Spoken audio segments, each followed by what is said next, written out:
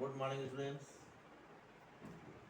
All of you have already studied about metals and non-metals in class 10th. After learning about all the topics, at last we have already studied about the activity series, also called as electrochemical series, in which you have obtained the series in the order of decreasing order of activity from lithium onward, and at last you have kept gold. According to such electrochemical series, you have obtained that the elements whom are at top, they are highly active and they can displace those metals or those elements whom are below to them.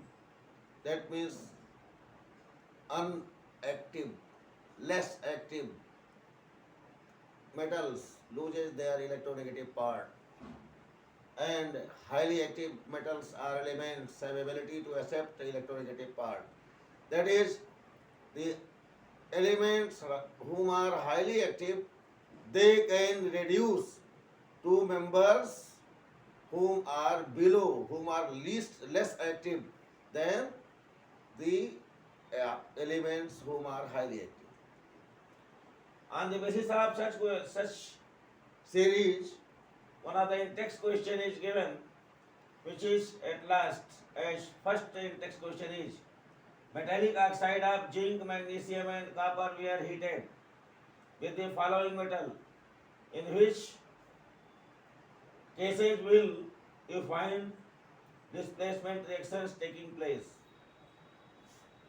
ये question आपसे कहा गया कि ये zinc oxide है और zinc oxide को अगर Mg के साथ रिएक्शन कराया जाए तो क्या ये रिएक्शन किस प्रकार से पॉसिबल है, अर्थात क्या मैग्नीशियम इस जिंक को डिस्प्लेस करके मैग्नीशियम ऑक्साइड बना लेगा, ये जिंक डिस्प्लेस हो जाएगा,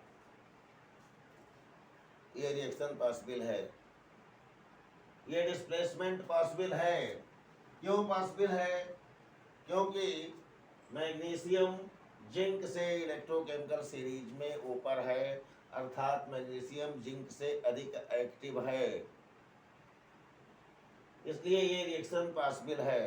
अगर इसी को उल्टा लिख दिया गया होता ना, जैसे MgO और Zn, और कहा जाता जिंक ऑक्साइड और Mg बन गया, तो वो पॉसिबल नहीं था।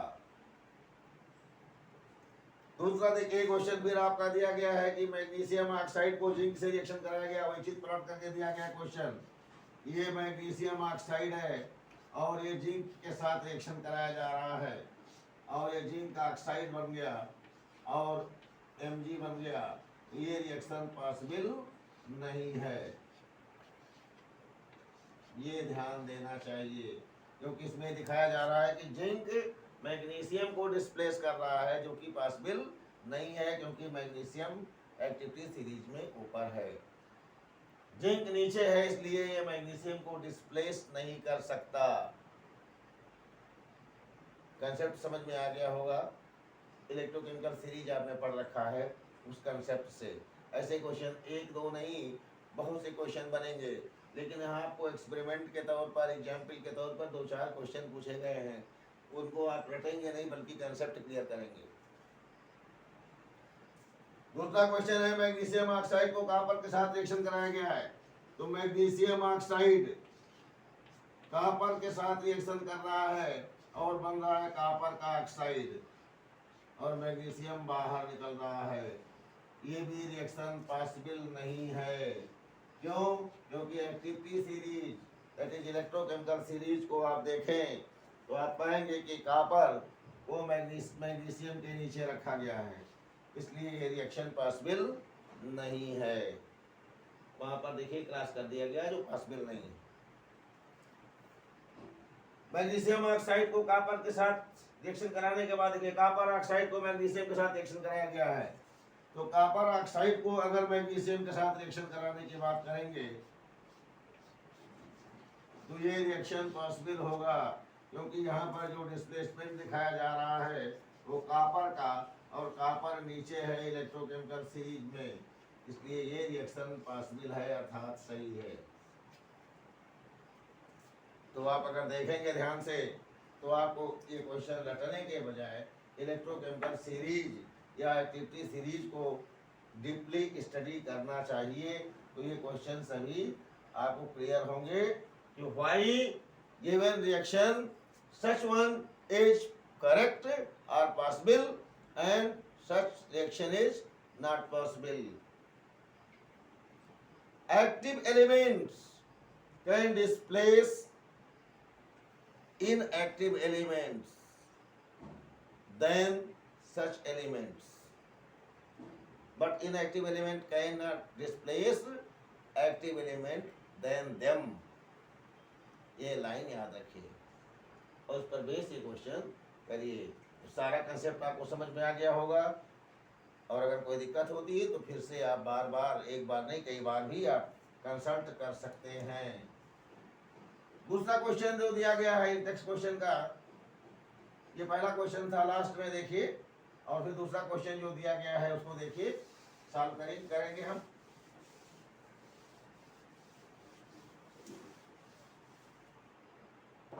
Which metal do not corrode, कौन सा ऐसा मेटल है जो कोरोड नहीं होता, अर्थात जिसमें जंग नहीं लगता।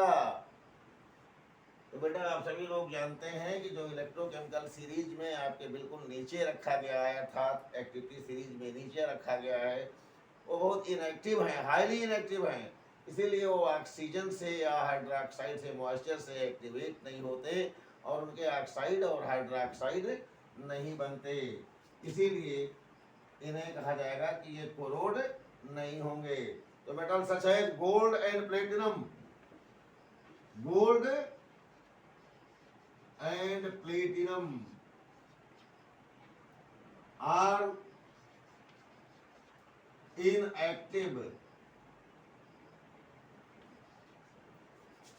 ये आप लिख सकते हैं कंपैरेटिवली, क्योंकि कंपैरिजन कर रहे हैं हम, कंपैरेटिवली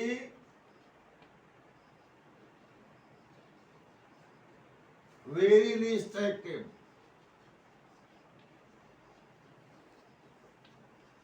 वेरी लीस्ट एक्टिव को हम इनएक्टिव कह सकते हैं।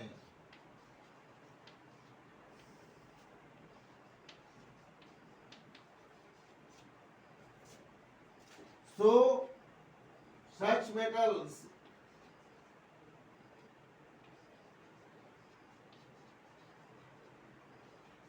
do not corrode।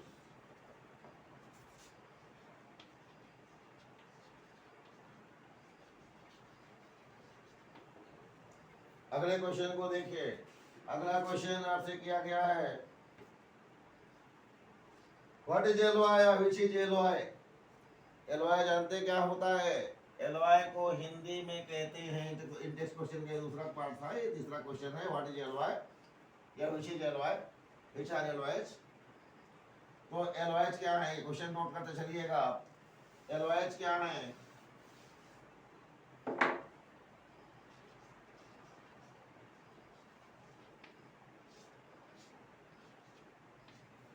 homogeneous mixture of two metals or two elements, one metal and another is non-metal, maybe, is called as alloy। homogeneous mixture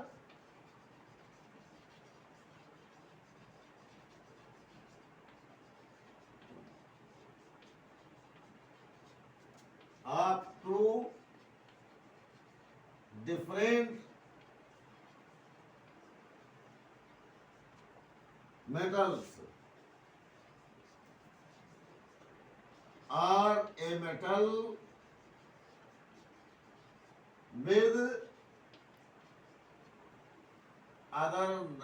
with any other non-metal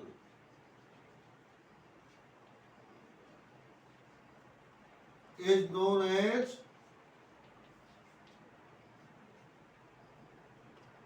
LY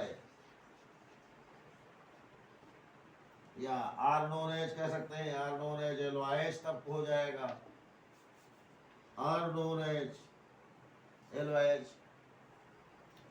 example के लिए देखिए, जैसे यहाँ पर हम आपसे बात करते हैं कि आप कॉपर ले लीजिए, कॉपर और जिंक का जो होमोजीनस मिक्सचर है, होमोजीनस मिक्सचर,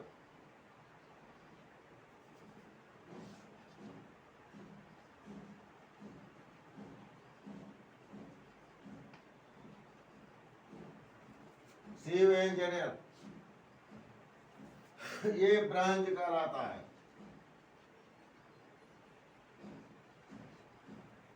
ब्रांज। और Cu एंड SN का जो होमोजीनस मिक्सचर है, इसे ब्रास कहते हैं।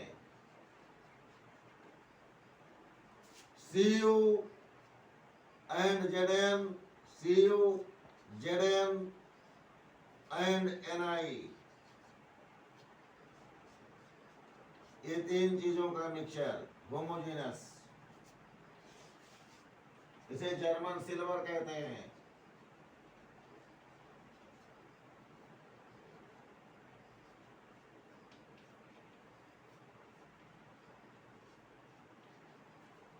ये जर्मन सिल्वर है। इसी प्रकार से आयरन का अगर हम लोग निकिल और क्रोमियम के साथ मिक्सचर मिलाते हैं, आयरन 74%, क्रोमियम 18% एंड निकिल 8%। देखिए, आयरन 74%, आयरन के साथ में निकिल मिलाते हैं और क्रोमियम मिलाते हैं, क्रोमियम 18%, निकिल अबाउट 8%। इस मिक्सचर को हम स्टेनलेस स्टील कहते हैं, ये होमोजीनस मिक्सचर। ये मिक्सचर कहलाता है स्टेनलेस स्टील।